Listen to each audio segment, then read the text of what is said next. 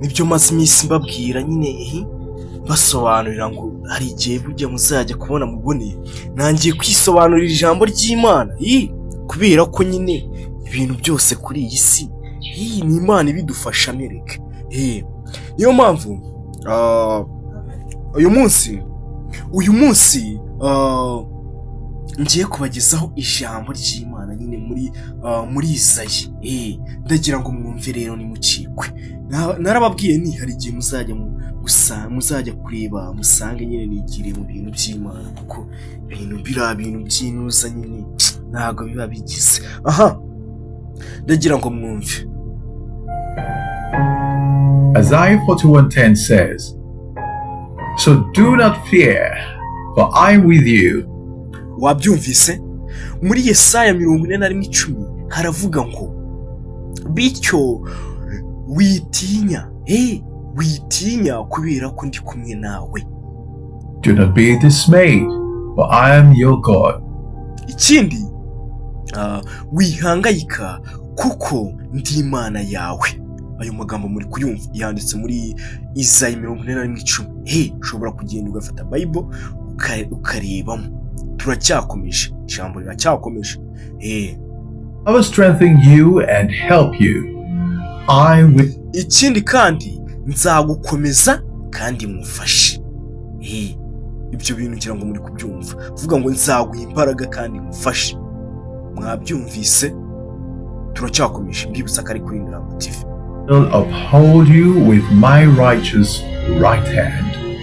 Wabyumvise? Bagakomeza batubwira ngo ni muri Yesaya bari kutubwira ngo ikindi nzagushyigikira nifashishije ikiganza cyanjye cy'iburyo. Uri kubyumva we? Do not be afraid, for God's strength is able to keep you, and you will receive the help you need. Bagakomeza batubwira ngo ni muri Yesaya, witinya kubera yuko imbaraga z'Imana zishoboye kukurinda kandi ubufasha bwose uzakenera uzabubona. Nukenera ubufasha uzabubona. Imbaraga z'Imana zishoboye kukurinda, witinya.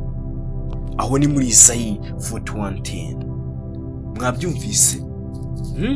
Ijambo ry'Imana rega riba rimeze neza kandi riryoshye. Uzajya urirenza ku ifunguro kandi ntuzajya no kurya mbega ari ryo uzajya ubanza ku ari ryo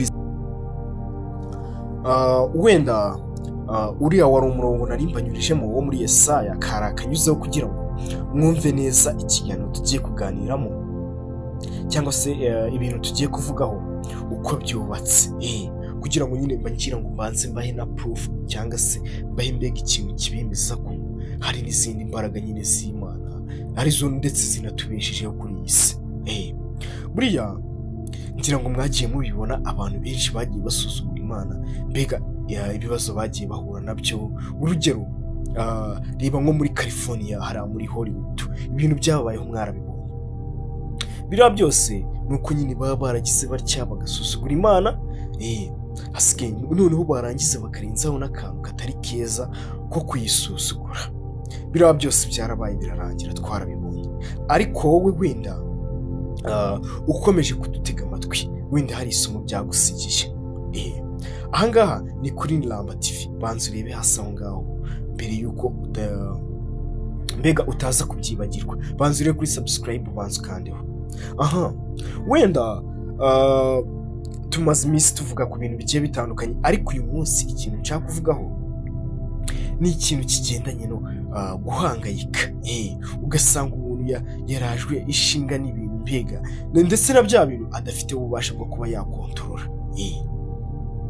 Ndagira ngo mbabwire ko Imana ariyo yatumye tuza hano ku isi kandi ari nayo izi uko izahadukura. Kandi ni nayo itubeshejeho. Ibyo bintu byumve neza. Ubu hari abantu batangiye kuvuga ngo Imana senga iki, nubipinga ibyo ni ibikureba, ni ibibazo byawe ntago ari ibyacu. Ariko ikintu bita gusuzugura Imana ni ikintu kibi cyane, kandi icyo kintu kirahanwa kandi gihanwa mbega niyitanga igihano. gusa igihano nyine wowe uhita ubibona ko mbega wakoze ikosa rikomeye cyane. Gusuzugura Imana. Buriya tuzagenda tubona abantu benshi bicaye bahangayitse, ariko umuhangayiko baba bafite akenshi usanga uwo muhangayiko uterwa ndetse na bya bintu badafiteho ububasha bwo kuba bakontorora. Uzasanga umuntu ahangayikishijwe, wenda usanga aravuze ati mbega ahangayikishijwe nuko izuba riri kuva cyane, kandi ibyo bintu mu by'ukuri nta kintu na kimwe yahinduraho, ni ibintu mbega biba byagenwe n'Imana. Niyo mpamvu rero tuba tugomba kwihangana kandi tugategereza igisubizo Imana izohereza. Ibyo bintu bikaduhangayikisha.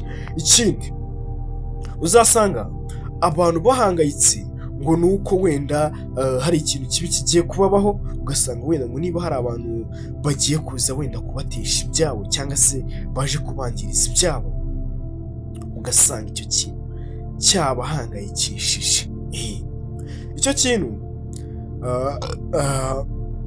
nureba neza uzasanga abo bantu bahangayitse hari ibitekerezo mbega bo ubwabo bibarimo, kandi ibyo bitekerezo biri kureba ku nyungu zabo bwite. Uzasanga kandi abo bantu badatekereza ahanini ku bintu bigomba kubaho, badafite ububasha bwo gukontorora. Niyo mpamvu rero bakubwira ngo byibuza ku munsi uzajya ugerageza wishime, kubera yuko burya uwo munsi uriho ushobora kuba utazongera kugira undi munsi wo kubaho. Ibyo bintu nabyo bishyire mu matwi. Niba uriho uyu munsi ishimwe, kuko ntabwo uzi neza ko ejo uzabaho. Ngira ngo nk'uko muri Yesaya babitubwiye, nta magambo twumvise nk'uko babidusobanuriye, twabonye ko buriya iyo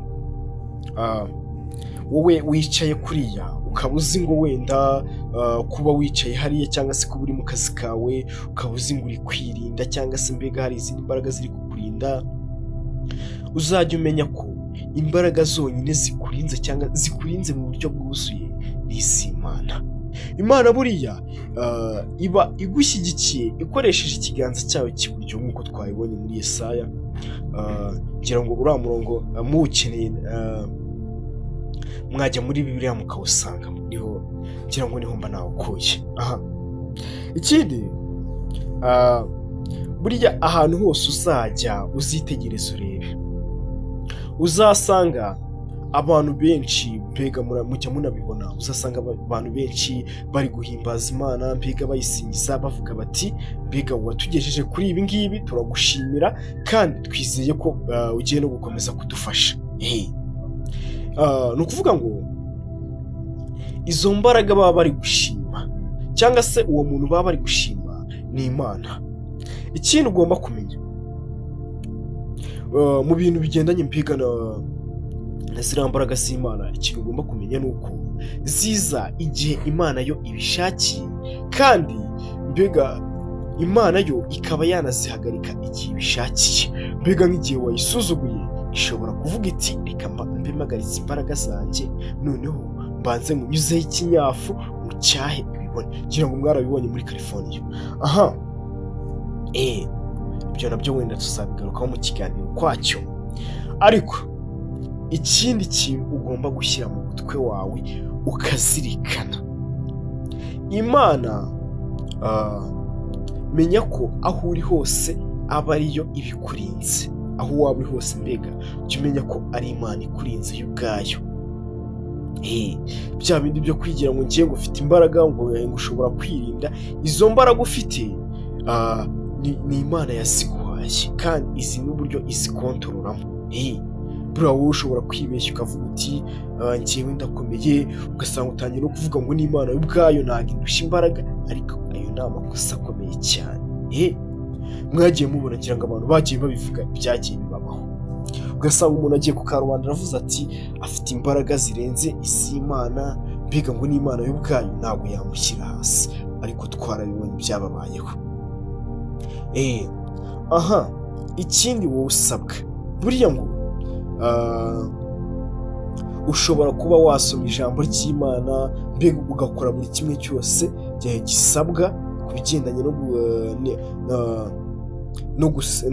no gushima Imana ndetse no kuyisenga, ariko ibyo byose kubikora utubahiriza mbega amwe mu mahame wowe ubwawe akugenga, cyangwa se mbega amwe mu mategeko mbega ubona ko ari amategeko fatizo, nk'ari amategeko 10 y'Imana. Ugasanga mbega uri gukora ibyaha, ariko uri wa muntu mbega usoma ijambo ry'Imana, ujya gusenga buri munsi, ariko ugasanga ni wowe wica amategeko y'Imana. Icyo kintu buriya biba birutwa nuko rya jambo wareka mbega kujya wirwa urisoma, cyangwa se ukajya mbega ugasanga uri wa muntu uhora mu kiliziya, ariko ibyaha bikuru mbega ibyaha biruta amasengesho utanga. Buriya ngo